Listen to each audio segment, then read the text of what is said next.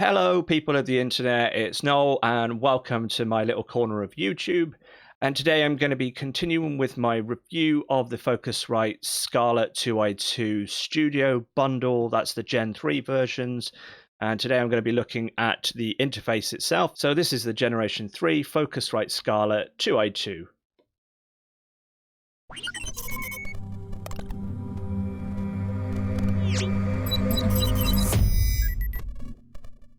Okay, so here we have it. This is the Generation 3 Focusrite Scarlett 2i2. So first up, you have the usual aluminium casing, which is nice and solid, just like all the Focusrite interfaces, although this one is not brushed like the previous versions. As you can see, the Generation 2 2i2 had a brushed finish. I'm not sure what you would call this finish, but it's more of a flat sort of texture. And actually, while I've got the Generation 2 2i2 right here, we can do a direct comparison of the size. So if I was to line them up at the back there, you can see that the Generation 3 is a fair bit more compact. In fact, they're about the Generation 3 with its knobs takes up the same amount of room as just the body itself of the 2i2 Generation 2, and the knobs stick out a little bit further. So that's nice to see that they've made it a little bit more compact. That should make it a bit more portable. Weight-wise, I think actually it's lighter as well. It definitely, yeah, it feels lighter. I haven't put them on the scales, so I can't confirm exactly how much lighter, but there we go. So over to the front then, just like on the, I'll bring the old one back. So just like on the old model, we have two XLR TRS combo jacks for input 1 and input 2. And we have the button here to select between instrument and line level. And this actually lights up when you enable it. And this is actually just a toggle push switch now, whereas you had an actual physical switch on the old model. Also new for this year, we have the air button, which is meant to emulate one of Focusrite's first, I think it's their first ever preamp. It's meant to emulate that. And what it really does is it gives you a boost in some of the air frequencies. Now, it really depends on your voice and the microphone that you're using. It can introduce a bit of sibilance, but it does also open up some darker sounding microphones or people with deeper, darker voices and can give them a bit more of a presence boost in the high end. It's certainly a nice thing to have over the Generation 2 model. Above that, you have your gain knob, same as the Generation 2. You have your gain halo, the same as the Generation 2. And that will light up green to let you know when your levels are good. It will also go orange and then through to red to let you know when your levels are getting hot and then clipping. Now, what's really nice to see over the Generation 2 model is that these knobs are much stiffer now. There's very little movement in them, whereas in the previous model, you can see there's quite a bit of play in this knob, and the new one, it's very stiff. That's quite nice. So just like with the previous model, the 2i2, the Gen 3 input 1 and 2 are the same, unlike with the Scarlett Solo where you have a TRS in the middle. And then over here we have the 48 volt phantom power button. Again, these are the same little push switches as all the rest.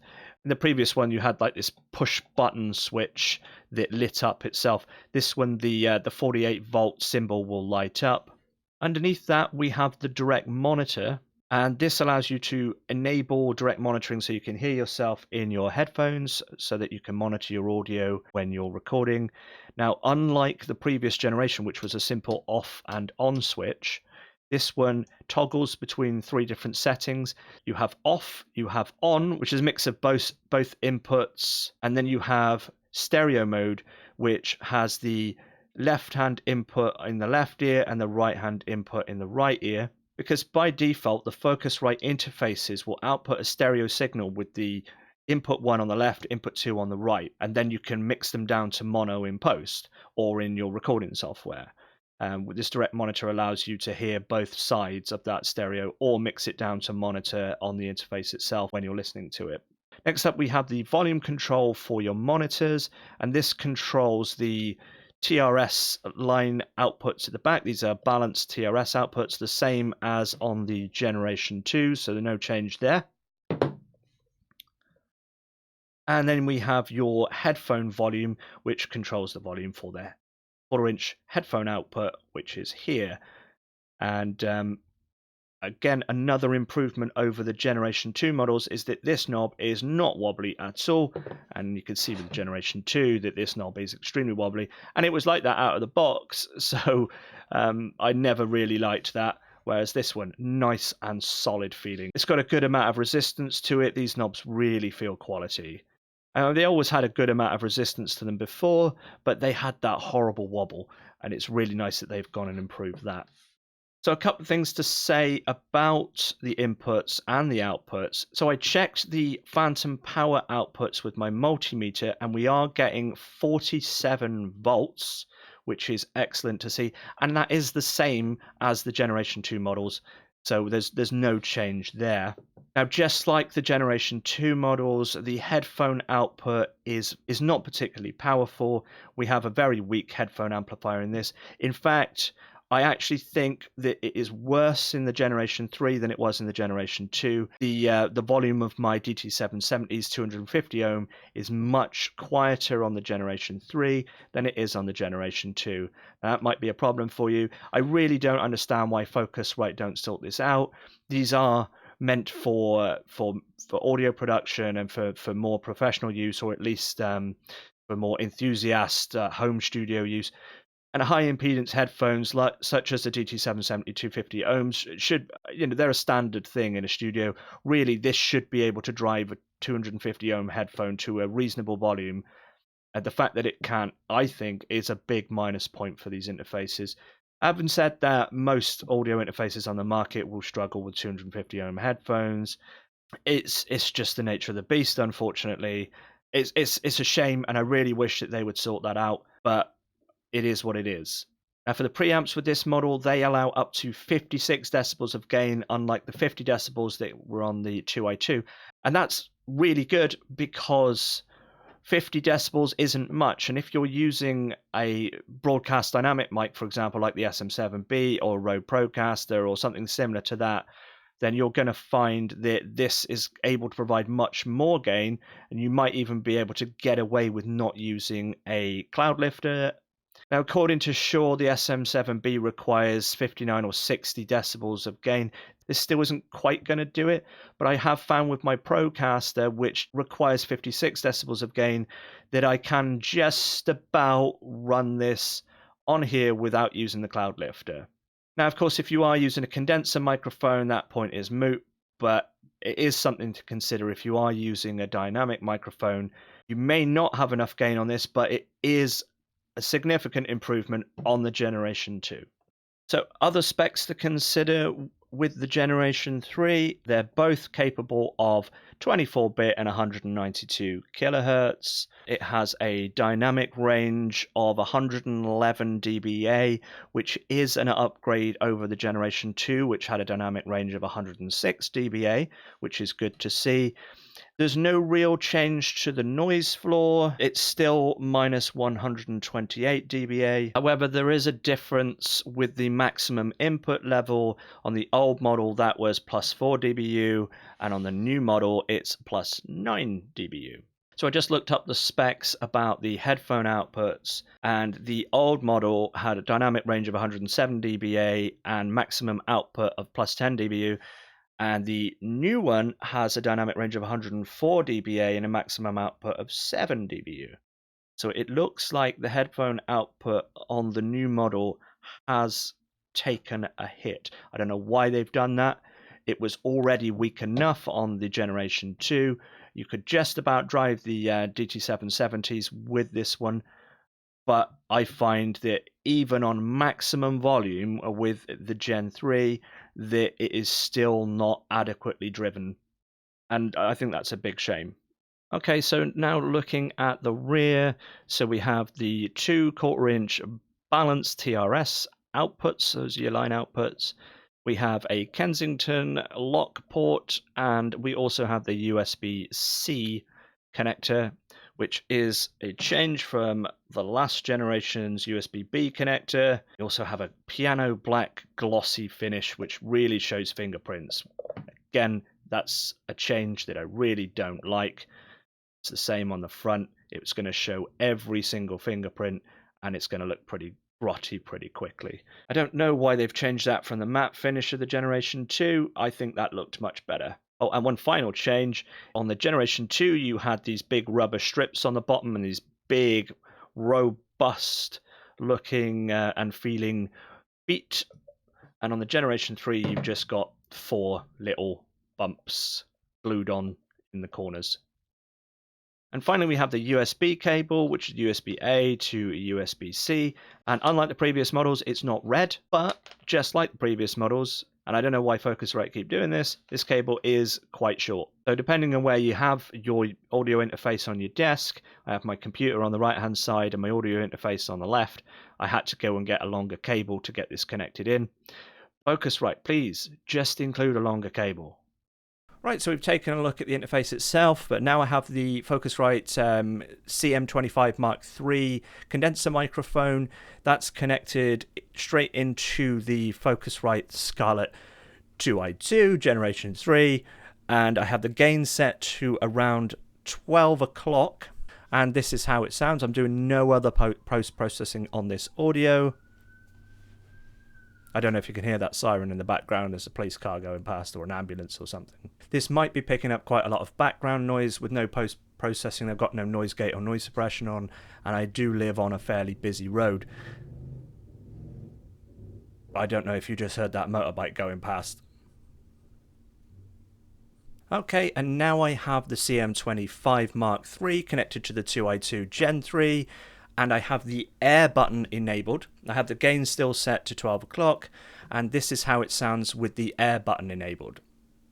Okay, so now I have the Rode Procaster connected to the 2i2 Gen 3. The gain is set to, that's probably about 95%. And actually sounds all right. There's no post-processing enabled. This is the raw sound of the Procaster straight through the 2i2 Gen 3, and I don't even have the gain maxed out, so that's pretty good. Watch your ears. I'll turn the gain all the way up and see what it sounds like. Okay, so now we're on 100% on the gain. You can probably hear a bit of noise in the background. I'll be quiet for a moment.